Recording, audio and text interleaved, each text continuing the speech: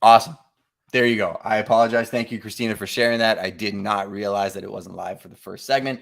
If you're on the audio platform now, you can actually see my screen. So I am sharing the channel of living in Ontario. So pros and cons of living in Ontario. So this is the video that I was talking about. The comments are really where you see the value on YouTube. I'm not going to go too in depth into YouTube because we do have a lot to cover in this actual segment. But to me, I do think YouTube is something that you need to understand, and I'll give you some resources later on to walk down that path. Let's talk about TikTok. Everybody knows that TikTok these days is one of the most trending platforms. And it started early on in the pandemic or 2020 when it was transitioning from Musical.ly to TikTok. People went absolutely viral on the platform. It was bananas. I had a girl on my podcast yesterday, Aviva Sonanich. She's a commercial real estate warehousing expert. She had got 1 million followers on TikTok in 2 years, converted real business, and became the mayor of Denver, Colorado, when it comes to industrial warehousing by putting out thoughtful content around that niche. I think a lot of people are chasing what happened over the last 2 years on TikTok now and looking to go viral. What I think we need to understand about TikTok is, as a platform, it is one that is now growing up a little bit. They recently implemented some SEO components to it. So what you physically say in a video in TikTok and what you write down in the description is now searchable. So I'm wondering and I'm thinking, are they trying to put themselves in a position where they want to become a search engine? We just talked about YouTube.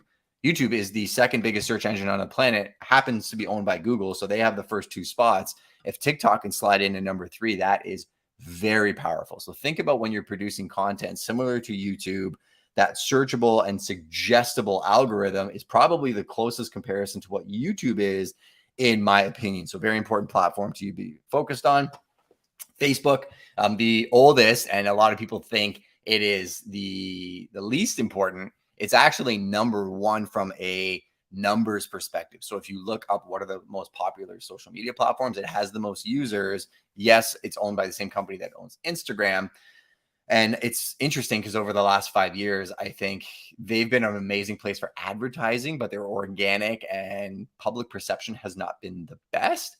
Over the last 6 months, they've made a massive shift to that. So they are pushing business pages and groups like nobody's business. So if you're in business and you're looking to build a profile, I would argue right now is a great time to start Googling and going on YouTube and researching how Facebook has improved their algorithm and how you can take part in it. Instagram started off as a visual platform. Photos was amazing for creatives, and people like Peter McKinnon were very, very big on the platform because they would share their imagery. A visually stunning platform. Went through the age of the influencer, where Instagram was where a lot of people went to become influencers. A lot of kids all of a sudden wanted that to be their job when they grew up, and a lot of people started chasing the notoriety of being an influencer. I would argue that Instagram these days have really fallen off, and they're really having an identity crisis issue. They're chasing the TikTok algorithm with what they're doing with Reels, and that's okay if you want to chase that and be in 2 places and try out Reels and work with TikTok and you get that vibe and that's your place, go for it. There's a lot of people that are having great success on that. But I can tell there's a general sentiment as of September 2022 that Instagram is in a very, very precarious position. And I think that they're going to have to make some major shifts in the next 6 months to find their identity, but understand the language of the platform, where it sits in your overall content strategy and where you want to deploy your resources. Then there's Twitter and LinkedIn. Twitter, I was off of Twitter for 6 or 7 years. I didn't like it. It was a cesspool of comments, and the following that I had and the people I was following meant nothing to me.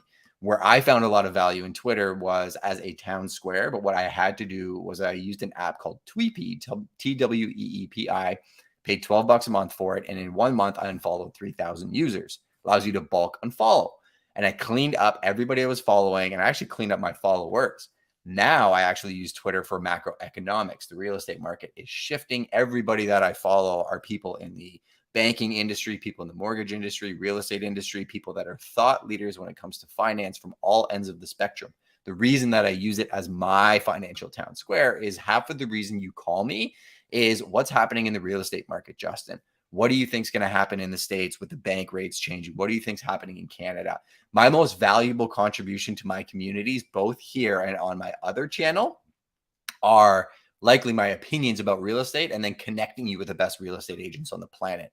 One of the ways that I actually make money is if you're like, I need somebody in New York, I can connect you with Ryan Serhant personally. If you need somebody in Austin, Texas, you need somebody in LA, Florida, Vancouver, Montreal, I can go on and on. I have one of the biggest global networks when it comes to real estate agents. And that's just one of my superpowers. So I use Twitter to that effect, right? I use it as an actual tool. And then the last platform I want to touch on is LinkedIn. There's other ones like Pinterest, Google My Business, but for the purpose of this presentation, I'm not going to go down that wormhole. LinkedIn to me is an amazing business platform. I did a podcast with Judy Fox that I will pin in the replay on this YouTube channel after I chop up this video and re-edit it. Judy Fox put it this way. She said, listen, LinkedIn's a great place in business. If you want to get to people that you want to get to, they have no idea who you are. So if I want to get to real estate developers, here's a very easy tactic that you can use on LinkedIn. Say I wanted to get to Brad Lamb. I'll actually show you this live. So let me go to LinkedIn, share my screen.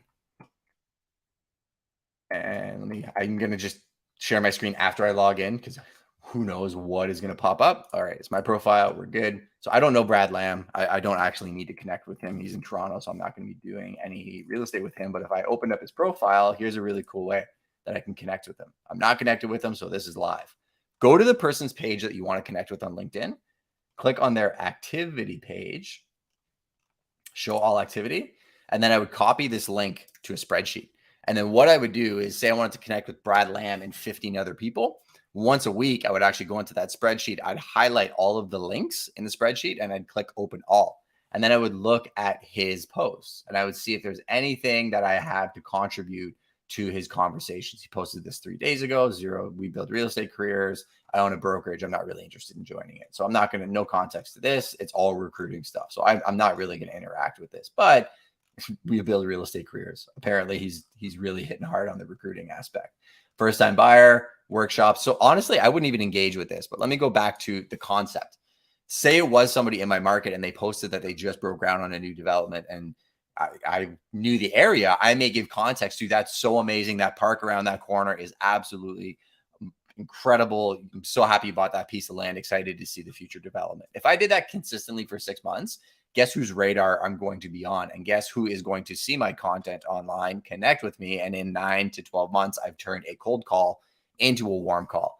So as a quick summary of the platforms, all of those platforms have different use cases and different languages, right? I don't want you to hear that entire list and think, okay, Justin, now I have to go on YouTube, TikTok, Facebook, Instagram, Twitter, and LinkedIn. I want you to pick the one that I spoke about that speaks to you. I want you to start very simply. You know, if you're somebody that's new to this and we're in the gym, pick up one dumbbell. Maybe it's TikTok. Let's just say it's TikTok. And you need to understand next how to start creating content because that's the purpose of this episode. The next thing you need to understand is the cadence and the language of that platform. Actually, I'm going to use YouTube because I understand YouTube a little bit better than I understand TikTok. So say I need to understand the cadence and language of YouTube. The first thing I'm going to do is I'm actually going to go on there as a creator and I'm going to find me in 10 years. I'm going to find somebody that's doing what I want to do. And I'm going to literally look at their content as a creator, not a consumer. I'm going to look at their content. I'm going to look at the cadence of their videos, how they shoot them, the information they provided, and even what they're talking about. Understanding how people communicate on the platform is essential. The next thing I'm actually going to do is I'm going to go in the comments. I'm going to start looking at how the community is reacting to the video. Because once you have an understanding of the language of the platform, it puts you in a much better position to create content for that platform. Why I'm making a point of saying this is a lot of people, when they create content on different platforms, they'll create something on TikTok and then they'll just repost it on Twitter, LinkedIn, Facebook, YouTube. They'll repost it everywhere with the exact same edit, the exact same captions, the exact same everything. And they actually lose the trust of their audience on that platform because they're not respecting the fact that that audience is there to consume content in a very specific way. So I replay these episodes as an audio podcast, but we chop out a lot of the fat. We put an intro, we put an outro explaining what the episode is. So when you're driving in your car, you actually get to hear in this episode, we are going to cover ABC. And if you don't want to listen to it, you can skip it. My small little attention to detail of valuing the person listening to the content is one of the reasons you keep people engaged on your content. So understand how people communicate on the platforms, look at it from a creator standpoint, take notes, and then you're going to have to start sitting down and saying, okay, now how am I going to create content, right? You understand the platforms, you picked one. You understand the language. The next thing I'd say is pay attention to the cadence. Like, how often do you think you're going to be posting on this platform? Before you even get to the ideas, what is reasonable for you? If I'm going to talk about YouTube, once a week is probably what I'm going to start off with. I do about 3 times a week plus my shorts. I started with 1 time a week. I committed to putting out 1 piece of content a week to my audience. And, I broke that down thinking, well, how is that feasible? And I had to split into 3 different segments. So Saturdays, I'd sit down with a coffee and I'd write down ideas and frame the episode, which I've done for this one. Then I'd actually shoot the episode, which I'm doing Friday morning live. And I'm actually on an audio app called Breakfast with Champions. And then after we're done this, I'm actually going to take it off YouTube, download the video file. My editor is going to just chop it up a bit, and then we're going to handle the distribution of it. So understand that you need to come up with ideas, shoot the content, and then distribute it. So pick a cadence on a platform that you can do regularly, and you have to commit to the process. If I am going to talk about TikTok, I'm doing 3 times a day now, but my ideas, shooting, and distribution all happen at the same time on TikTok. It's a lot faster for me because I'm very off the cuff. I show you what I'm doing. I give you thoughts about things that are happening live in my business. You want the BTS behind the scenes, the vlog, you're going to find that on my TikTok or my IG stories. You're not going to find that on YouTube, right? So the cadence on those platforms is different. You got to find what you're comfortable with and not get overwhelmed. So your homework is literally pick 1 platform, decide how many times you're going to post a week. And now we're going to talk about getting ideas. Again, not rocket science. You have millions and millions and millions of people out there that have done the work for you. Find the people that are doing the things that you want to do. Look at their top performing content. See if you have anything to offer on those topics. Do not just rip off their content and just copy all of the words that they say and try and regurgitate them. It will never work. It worked for them because they are them. People that try and replicate Ryan Serhant's content is not going to work because you don't have the business and the TV show and everything else that Ryan has today, right? You're going to want to look at the content that people are looking at for answers to more than anything, right? So if people want to know about mortgage rates in Canada, I am going to shoot a video on that the next time they do the rate hikes. And I'm going to put that on my Prime channel because that's what my audience is there for. I would say when you're coming up with ideas, I can do another segment on this. Understanding who your audience is absolutely critical. I was talking with a friend, Nazma Ali, amazing real estate agent on Twitter in Toronto. You can check her out. She's been featured on Bloomberg and many other sites. She's committing to YouTube, and she posted about YouTube. And she's like, I want to talk. And I asked her, I said, who do you want to talk to, consumers or agents? And she said both. And I said 2 channels, because the Prime real estate channel is for consumers looking to relocate to Southwestern Ontario or anybody looking for a referral agent across the planet. That's the channel for real estate stuff. My channel, this channel, is for people that are looking to build businesses and do what I do in the real estate world. I actually had them combined forever and I had no growth. I separated them a year ago and I've had rapid growth on both channels. So much so that I know if I commit to the process, I'll be Roger Wakefield one day in my business. 2 examples I want to show you actually now to make that super, super clear is I'll show you the Justin Conoco channel and the types of content. So the content buckets, now that I know who I'm speaking to, I have 3 different types of contents. I have live podcasts. So stop buying leads, how to literally build a YouTube channel and generate an insane amount of leads, how to create better content with Candace Morales. Tyler Mount from Serhant was actually on my podcast, and all my replays are here. Chelsea Pites, it goes on and on. Incredible podcasts. These people, like the information they give is so valuable. Then I have shorts. Shorts is a newer thing on YouTube and it's trending right now. So I'm putting out a ton of information on shorts. It's a lot of clips of replays of the Prime People podcast, and it actually pushes people to the longer form episodes or informational content. So I do batch shoots about once a month where I shoot 30 to 40 pieces of content, information that speaks to my audience. So information around marketing, sales, and branding, building a business, and I post them as shorts. The other thing that I do is I do a monthly vlog. So I have a hip issue. A lot of people that work a lot, they have back issues and they're in pain all the time. I brought a guy named Rue, and we actually shot a full vlog around how to actually fix your back and hip pain. We went to a park and we actually hung out as a crew and we stretched on foam rollers and lacrosse balls and everything else. We actually dug in and showed people how to fix some very, very basic pain issues. And the reason that I did this vlog was I don't think it's going to blow up right out of the gate, but I do think that as I grow, it's going to bring in more of my audience. And then I shoot the informational videos that I'm doing right now, how to find a mentor, how to build a newsletter, how to brand yourself, and what to do. So this content is very, very poignant and directed at a specific avatar. If I go to my Prime channel, we just popped 1 million views on this channel, and the videos that I have here, if I go down here, you'll see we have a lot of listing videos. The thumbnails are very basic. We can get into thumbnail designs on another episode, but the more basic, the better. We have market update videos, which are doing incredibly well. And then we have property or neighborhood tour videos. So you'll see Port Frank's vlog tour, St. Thomas vlog tour, housing crash. We have all of these different videos that, all combine to provide the audience a clear pathway of, I'm educating you as to what's happening in the real estate market. I'm showing you the neighborhoods that you could potentially want to live in, and I'm showing you incredible real estate.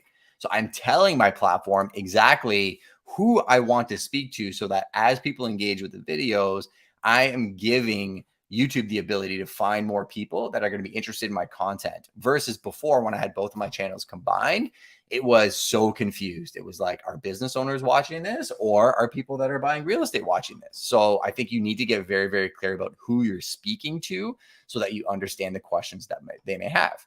And then for the actual production, keep it super simple, please. Our property tour videos, if you go watch them, are shot on a GoPro. The reason is it's actually easier for me to strap that to my car, shoot B-roll of the neighborhoods, turn it around, talk to the camera, walk through a neighborhood, look at houses, and then upload that batch of files, than it is for me to have a DSLR, a GoPro, a gimbal, a drone. Like, you'll see there's some drone photography and additional layers I put in there. I have a production company, so I can do that. You don't need to do that. I would literally just get started with your iPhone, and I would not overcomplicate it. Mr. Beast, one of the biggest YouTubers online, has videos on this where they are using iPhones for the majority of their videos. So don't get into the gear. Don't get paralysis by analysis saying, I don't have the equipment.